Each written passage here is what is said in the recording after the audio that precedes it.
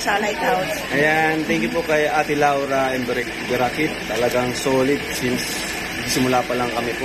Talagang si Kuya Bal, hindi na po siya. Supportan niyo po si Ate Laura. Ayan, napakabait po. Laging may pasalubong kay Kuya Bal sa amin. Napakabait po, Ate Laura. Thank you, Kalinga Prab. God bless po everyone.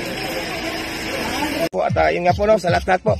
Suportahan po natin, no, Laura M. Berakit Official. Ano po, isa po yung, sa hindi po nakakaalam, ha. Ang subscriber ko po noon ay 700 plus pa lamang. Siya na po ang isa ko naging gabay. Kaya suportahan po natin. Walang ibang hangad kundi makatulong sa ating mga kababayan na masigit na nangangailangan. Laura M. Berakit Official, mga kababayan, mga kalingap. So, thank you po.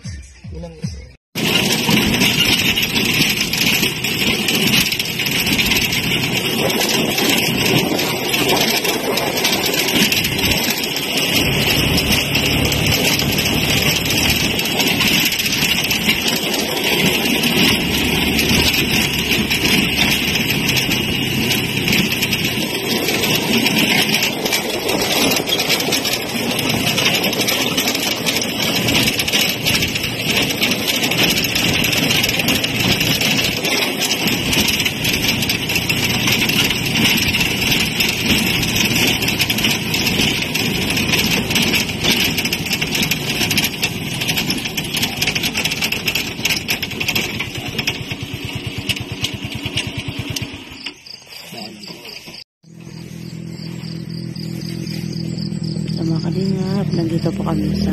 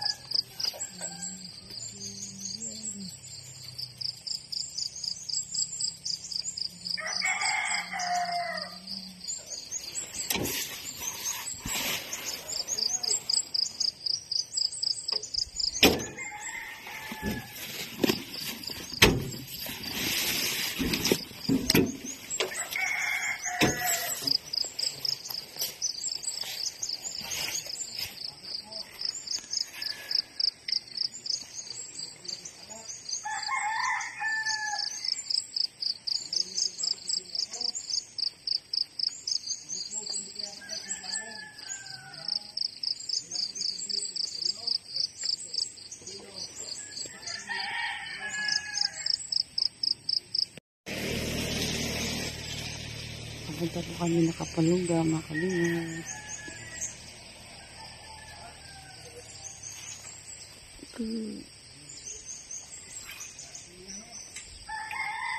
Ano po si Kuya Andy?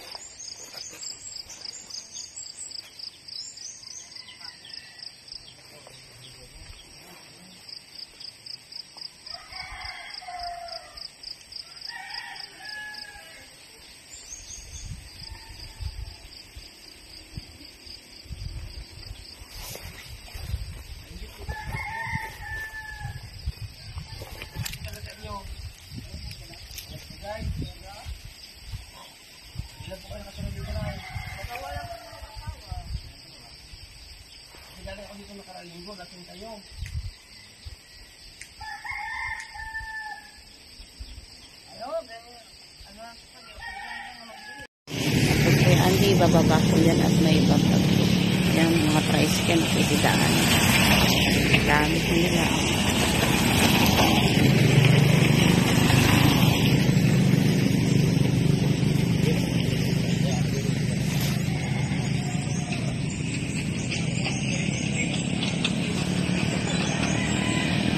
Bababa ko yan si Kuya Andy para mag-vlog po. Yan.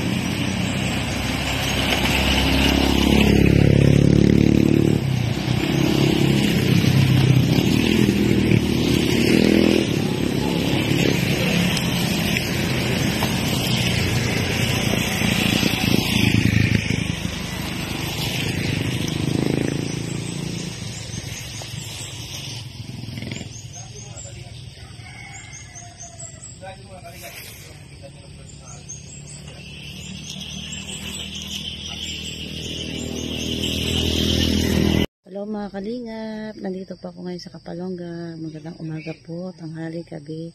Hello guys, good morning. Nandito na po kami sa Kapalongga. Yung dati ko po napapanood noon, ito na po.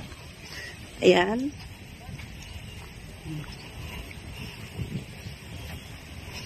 Ayan po, pupunta kami sa, ayan, ang bilis po. Ayan. Lakas po ng hangin. Buti po, mito po yung ulan. Maaga po kami umalis at may mga po na tinulungan si Kuya Andy po.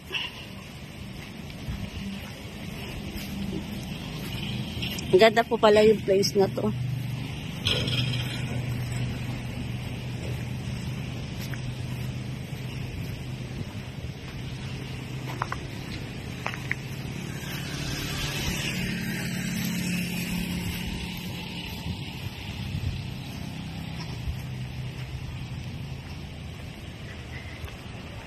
Ganda po ng ang place. Yan po yung Kalingap. Ayan, dati ko pinapanood kay Kuya Jose, nila Ingrata, nila Kuya Andy. Ayan po. Kapalongga.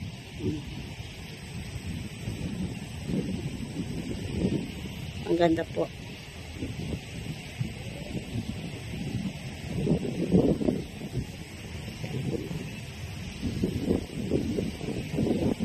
Lakas po ng hangin, no? Nakalingap. Ayan. Uy, yun po ang dagat. Kapalongga po na po kami ni Kuya Andy, kasama ko pong anak niya at kapitbahay po niya. Ayan. Nakapag-scout na din po siya na maagang maaga.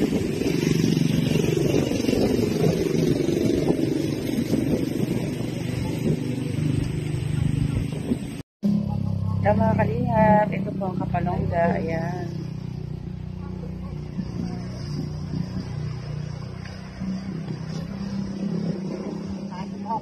Yan po. Ito yung anak ni Kuya Andy. Ayan pa naman. Ito.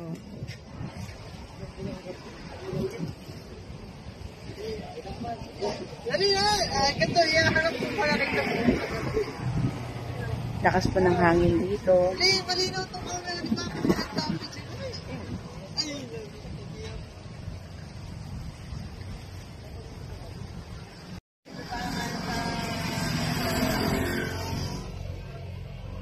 Dahil naglalakad-lakad po ako dito.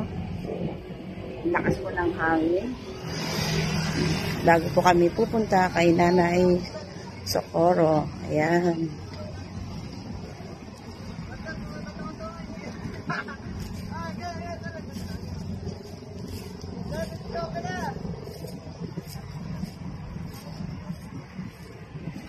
Lalakad po ako mga kalingap. Good morning po sa inyong lahat.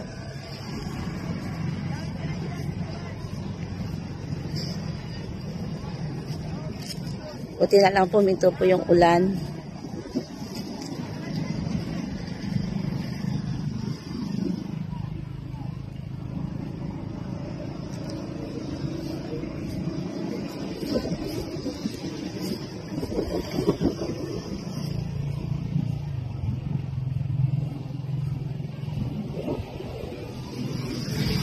Lakas po ng hangin, mga kalingap po.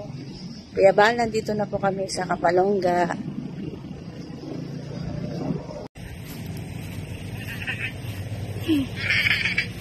Ito, may lang kaayos na.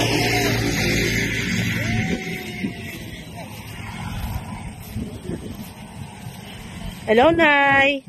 Kamusta po? Ano pong pangalan nyo, Nay? Maruyaman lang. Ito po yung trabaho nyo, Nay? Ilang taon na po kayo, Nay? Ako? 60. 60 na po, senior na. Taga dito po kayo sa Kapalongga? Opo. Ito po yung trabaho nyo po? Yung nagtatali po ng mga halaman? Nagtitrim po? Naglilinis talaga ako. Naglilinis po kayo dito. Oh. Lakas po ng hangin dito, no? Sa Kapalongga. Yeah. First time ko lang po nakapunta dito. Kaya ito nga po, dumalaw po ako dito. Malayo pa po yung pinanggalingan ko. Saan po kayo galing? Galing po kami ng ano ng barangay Bagong Silang. Yeah po.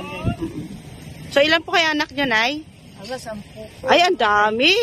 Mm. Siyam na lang. Siyam na lang. Oh. Nanay naglilinis po siya ng ng mga halaman. Yan. So mga kalingap, inadapak po si Nanay Cecilia kung saan po siya. Asan po yung asawa niya, Nay? Naroon po, nagpupulot ng basura. Yung asawa niya nagpupulot daw ng basura. At nagtatanong ko po dito at gusto ko po siyang matulungan, mabigyan ng konting ayuda. Si Nanay po. Nasa po yung mga anak niyo, Nay? May pamilya na po iba, 3 na lang wala. May difference na po isa kong Saan po? Anong Sa diferensya? bundok po. Nasa bundok. Ano po yung nawawala sa Sarili. sarili niya. Dahil po yun 16 pa lang edad. Hinaras na ng lasingir ng tao para sa tayo. Nasaan na po yun ngayon? Yung Ayan maras po sa kanya? Ay, baldado na po. Parehas yung mag-asawa. Wala na rin po nakakatulog. Nasa Cavite na po? Baldado na po parehas yun. Pinakasahan po talaga ni Lord yung ng lahat sa Para hindi po man ginahasa. Ay, lang itak. Pupunta dali. So na po yung anak niyo? Na-depress po? Para Na-depress po? Kayo na nga po, gawa ng pagising niya, nag-ihiyaw ng papatayin sa mag-anak, kaya kami gusto yung umalis din sa bahay. Saan banda po yung bahay niyo, Nay? Yung pa dyan sa pagindado ng saunahan po. Sa pulok kayo? Gagawin pa po ng Hindi, dito lang. Dyan na po? Babaybayin ng dagat. Sa baybayin po ng dagat. Buti, araw-araw po kayo nandito, Nay, na PDES dito? Po, lalo na pag may okasyon, Buti naman po, kahit na paano, na-exercise po kayo dito. Ano pag umuulan, Nay? Kung lang kami sa kaso. Nasa ilong po kayo. Magkano naman po sinusweldo niyo dyan, Nay? 300 lang po ang araw po nito. Okay na po yun kasi wala po nasa bahay lang po kayo. Kaya lang, kung sabihin, dapat dalawa kami nabayaran din. Pero dalawa po kayo. Kulang. Dalawa na po kayo nun sa 300. Wala. Po, dalawa namin dahil gawa ng katrabay asawa ko ay. Maliit po yun, hindi pa po yung kasya kasi kung may mga anak kayo na hindi pa tumutulong, tapos kayo na inaasahan, yung iba naman po, siyempre may mga anak na, hindi na kayo matutulungan, siyempre inahin muna nila yung mga anak, pamilya. So, kayo na lang po yung tatay, sa kapitan po kayo kasama po sa bahay. So, bakit nandun po sa bundok isa? Bantay nga po kami sa yung asawa ko ang bantay. Wala lang sa amin. Opo. Pero yung anak niyo pong na-depress po, nandun po. Sino po kasama niya doon sa bundok? Kapatid. Kapatid niyo po, yung anak niyo po. Kawawa naman po. Ano po? Ang hirap ng budgetin ng kaunting diling siya gawa ng halang. O nga po, mahal po talaga ang bilihin ngayon, yung 500 mo. Kulang pa po yung, kasi 280 po ang 5 kilos po eh. Ay, nasa income sa mag-aral at pati pa, merindalang pa ulam. Dati nakasya sa amin, limang amin. Ng araw ay kulang nila. Opo, kulang po talaga po yun ay, kasi ulam, magkano pang ulam? Hindi po talaga po yung kasya, Nay. Aba, naglilinis po. inano siya. Lagi siyang baga po ay naghihiyaw ng Mama, umalis na tayo to, ubusin na tayo rito, papatayin tayo. Kaya na nangyari din sa anak ko. Hindi na, amis siya man. Kasi pag nag-iisip siya, marahil di niya makaya matanggap sa sarili niya yung nangyari sa kanya. Parang may takot. May nervyos po yun. Opo, na-nervyos po yun, Nay. Siya nga po at nalalamig ang kamay at paa. Tapos ay siya ay parang kabado lagi sa buhay niya. May kabaga. Ilang taon na po siya ngayon, Nay? 16 nung mangyari, mahigit ng 30 yun ngayon. Oo. 16 nangyari, so ilang taon po siya noon? 16 po. O di 32 na po siya ngayon. O, tagal na. So, naano po yun talaga na-depress po yung anak ninyo. Siyempre po, ilang beses po siya inatambang bata. Siyempre, ganong edad. Talaga pong yun, Nay. Kawawa po yung anak niyo. Oo, takot talaga po yung nangyari sa kanya. Naghihiyaw siya pag ay susumpong. Oh. Puro si papatayin. papatayin. Yun po ang sinasabi niya. Ganyan.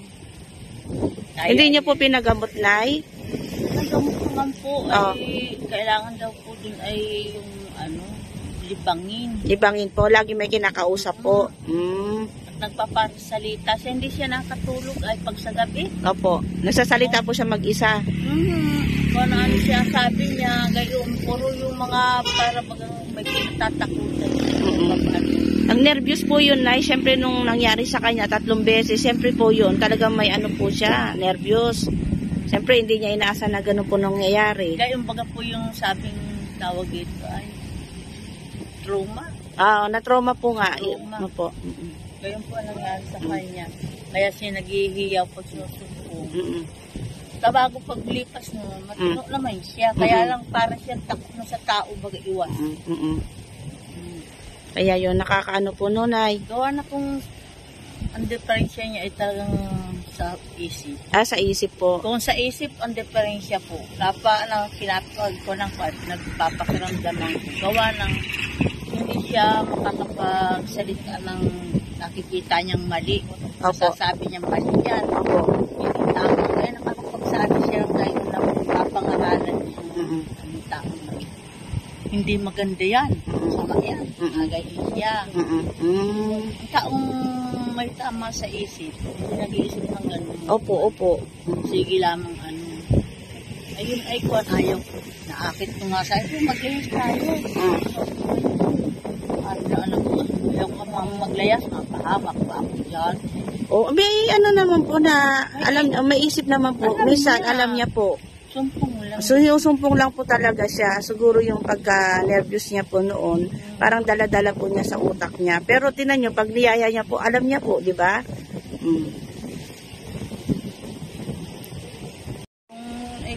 Ano lang po, gawa lang po yung pagkakaan. Nabibigyan po kita ng ng pangbili niyo po na bigas.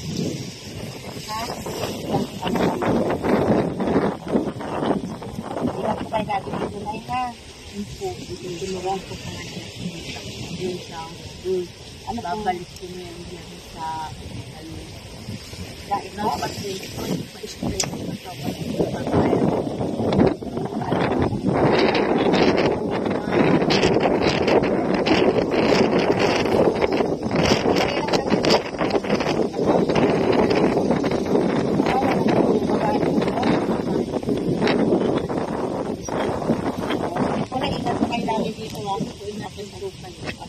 Ayan, tapos na po na po natin si Nanay dahil nadatnan po natin dito, naglilinis po at nagtatabi ng mga halaman. Pakisuportahan po si Kuya Andy Kayaka Vlog at saka si Kalinga Jose, pakisuportahan po ang kanilang YouTube channel at kay Kuya Val Santos Matubang at Edna Vlog and Kalinga Prab. Thank you po sa inyong lahat at sa mga viewers po, shoutout po sa inyong lahat. Thank you po.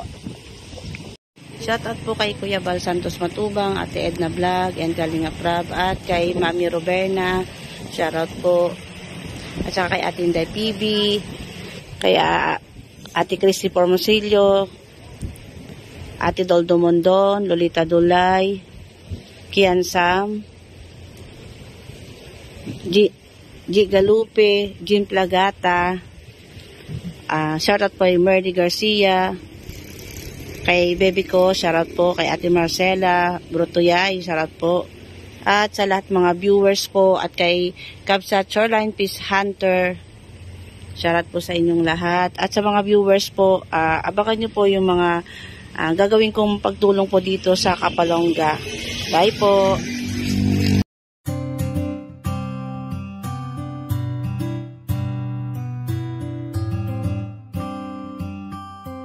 Beats exclusive. Palaging nandyan at palagi kang tutulungan. Ano mang pagsubok, lahat kakayanin dahil kasama mo sila. Hindi ka iiwan, di papabayaan, ganyan sila kung magmahal. Ayan si Ate Merly at Ate Laura. Sila yung tao na laging maaasahan at palagi lang nandyan kapag ikay nahihirapan. Ng pagtulong nila ay wala ring sinisino, ang hangarin nila ay magpasaya ng mga tao. Ganyan sila kung magmahal ng kababayan, ayaw nilang makitang may taong nahihirapan. Yung mga katulad nyo ang dapat tinutularan, may malasakit at hindi kayo pababayaan. Salamat sa lahat, Ate Merly, Ate Laura, dahil binigyan nyo sila ng pag-asa. Kahit kailanman di naghangad ng kapalit, nakita yun ni Lord, siya na bahalang magbalik. Hiling naming lahat, sana di kayo magbago. Tuloy nyo lang pagtulong sa gipit ng mga tao. Mundo nilang madilim, kayo ang nagpaliwanag at kayo din dahilan kaya sila ay napanatag. Palagi nandyan at palagi kang tutulungan. Ano mang pagsubok, lahat kakayanin dahil kasama mo sila. Hindi ka iiwan, di papabayaan, ganyan sila kung magmahal. Ayan si Ate Merly at Ate Laura. Kayo ang ginawang instrumento ng itaas, mga nanghihinang loob nila kayo nagpalakas. Maraming humahanga sa pinapakita nyo, ayan ang dahilan kung ba't mahal namin kayo. Sana di kayo magsawa na sila itulungan, mga lola at lolo at mga kabataan. Nakatingin lang si ama at laging gumagabay, tutulungan din kayo makarating sa tagumpay. At maraming malungkot na tao ang napangiti at kayo din nag-alis ng kanilang pighati. Mga buhay nila, kayo ang nagpakulay, kayo din ang dahilan kung ba't sila naging matibay. Salamat dahil may katulad nyo, isa kayo sa mga vlogger na iniidolo. Malalambot ang puso at mabilis maawa, at nagbibigay palagi sila sa atin ng biyaya. Palagi nandyan at palagi kang tutulungan. Ano mang pagsubok, lahat kakayanin dahil kasama mo sila. Hindi ka iiwan, di papabayaan, ganyan sila kung magmahal. Ayan si Ate Merly at Ate Laura.